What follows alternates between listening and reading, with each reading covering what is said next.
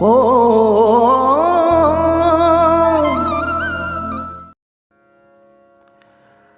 हम बात कर रहे हैं यूनिट 4, जो टर्म 1 का जो एग्ज़ाम आने वाला है, जिसमें एमसीक्यूज़ ही एमसीक्यूज़ आएंगे। और ये मैं आपको बता चुका हूँ पहले कि किस तरह से ये एमसीक्यूज़ क्वेश्चन आएंगे, पैटर्न क्या है। तो आप मेरी पिछली वीडियोस देख सकते हैं और आई बटन में भी आपको लिंक दे दूंगा। तो अभी ये लास्ट क्वेश्चन जो है यूनिट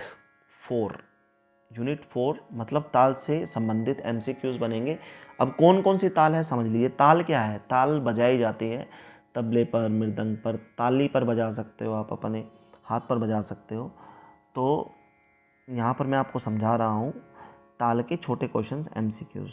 ताल कौन कौन सी तालें हैं हमारे सिलेबस में? रूपक ताल, चार ताल और तिलवाड़ा ताल। ठीक है, ये मात्राओं में बंधी होती है ताल, जैसे 1 2 3 4 5 6 7, 1 2 3 4 5 6 7।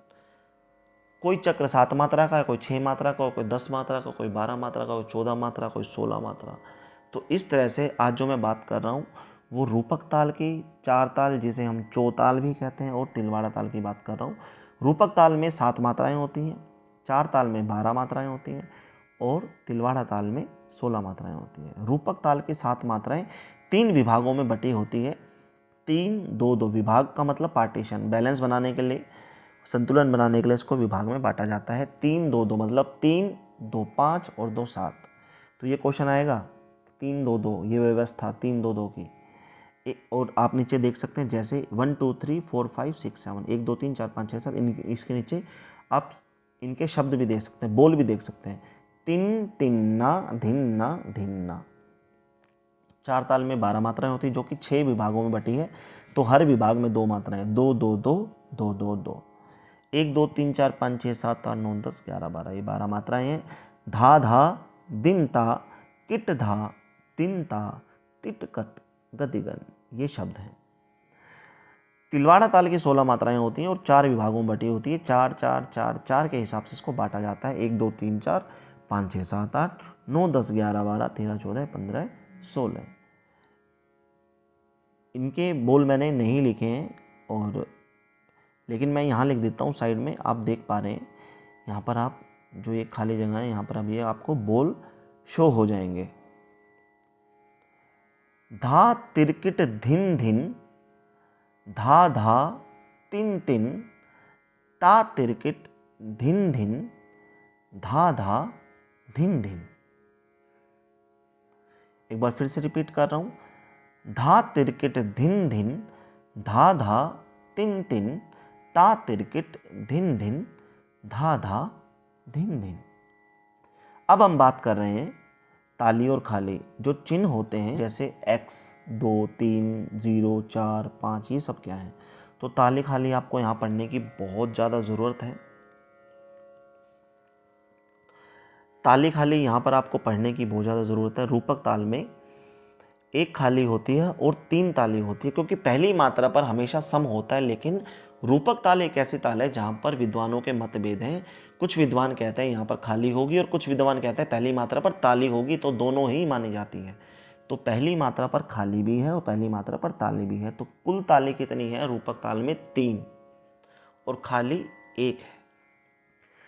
चार ताल में ताली कितनी है? 4, पहली पर, पांचवी पर, 9वीं पर और 11 पर।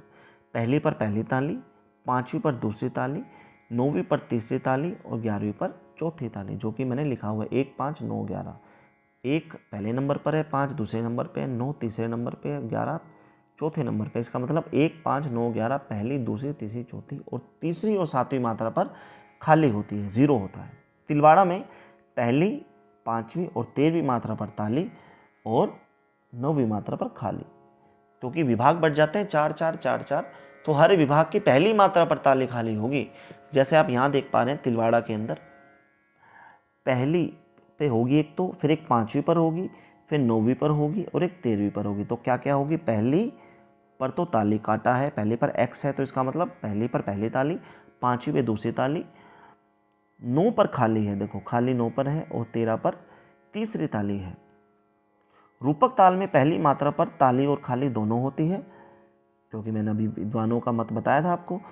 बंद बोल की ताल, जब वाद्य के मुख को हाथ से ढककर अर्थात बंद करके बजाया जाए वह बंद बोल की ताल होती है। बंद बोल की ताल तबले पर बजती है। तो बंद बोल की ताल कौन कौन सी है मैं अभी आगे बताऊंगा।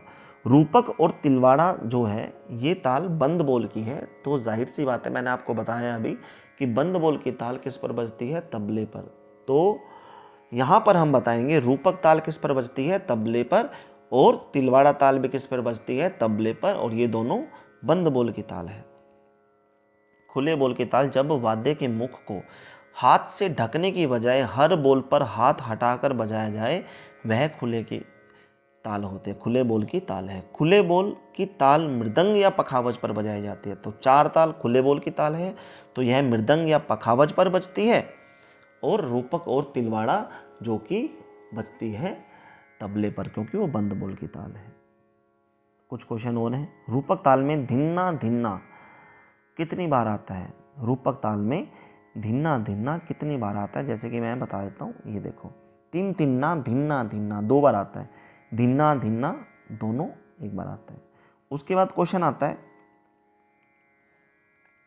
4 ताल में, एक बार फिर से रिपीट करता हूँ, रूपक ताल में धिन्ना शब्द 2 बार आता है, ठीक है, धिन्ना बोल। 4 ताल में दूसरा और चौथा विभाग एक जैसा है, इन दोनों में खाली और बोल भी एक जैसे हैं। 4 ताल में दिनता बोल 2 बार आता है, देखते हैं।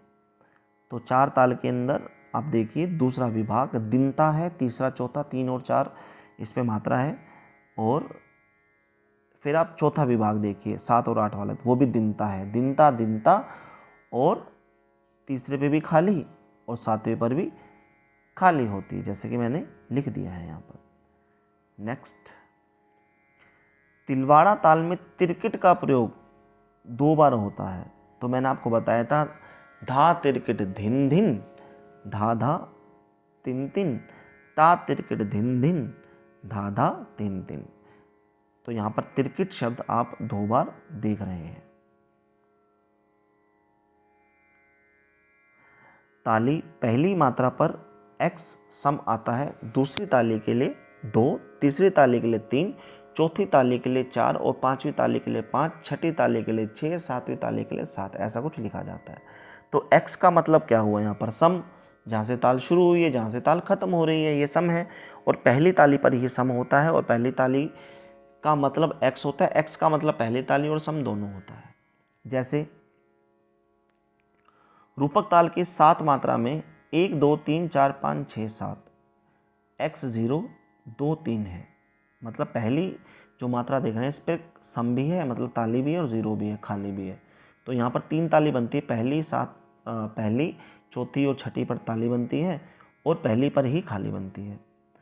रूपक ताल भजन, गज़ल, शास्त्रीय संगीत में विलंबित ख्याल के साथ बजाई जाती है, ठीक है।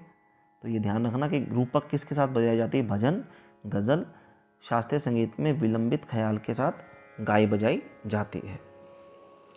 4 ताल एक ताल के समान होती है, क्योंकि 4 ताल में भी 12 मात्रा है, और एक ताल जो ताल है उसका नाम एक ताल है, उसमें भी 12 मात्रा होती है। दोनों में फ़र्क क्या है?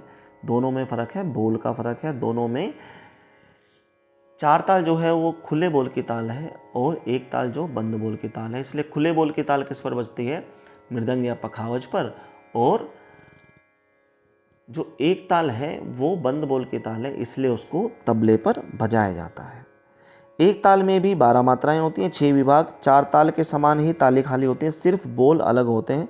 एक ताल बंद बोल की ताल है, 4 ताल खुले बोल की ताल है। 4 ताल ध्रुपद गायन शैली के साथ बजाई जाती है। 4 ताल प्राचीन ताल है, बहुत प्राचीन ताल है। ध्रुपद गायन शैली है, एक सिंगिंग स्टाइल है ध्रुपद। तो 4 ताल को ध्रुपद गायकी के साथ इतना गाते बजाते थे कि इसे ध्रुपद ताल भी कह देते हैं, ध्रुपद ताल भी कह देते हैं। तिलवाड़ा ताल 3 ताल के समान है। 3 ताल, ताल का नाम तिल है। तिलवाड़ा ताल 3 ताल के समान है। 3 ताल में भी 16 मात्रा, 4 विभाग, ताली खाली एज इट इज सेम, सिर्फ और सिर्फ शब्दों का फर्क है और बोल फर्क है। इसमें धा तिरकिड़ धिन दिन, धा धा तिन दिन, ता तिरकिड़ धिन दिन, धा धा धिन दिन, ये शब्द हैं। और 3 ताल में धा धिन दिन धा, धा धिन दिन धा, धा तिन तिन ता, ता धिन दिन धा, ये शब्द हैं, ताली खाली सेम है और मात्राएं भी सेम है, विभाग भी सेम है। बंद बोल की ताल ये भी है, बंद बोल की ताल वो भी है, वो भी तबले पर बजती है और ये भी तबले पर बजती है। इस तरह से ये हमारे प्रश्न बन रहे हैं ताल से रिलेटेड। इसमें से भी काफ़ी प्रश्न आएंगे, 5 से 10 प्रश्न इसमें से आ सकते हैं। तो एक बार फिर से नीचे से ऊपर की ओर स्लाइड कर रहा हूँ, आप देख लीजिए, अच्छे से देख लीजिए, सब देख लीजिए।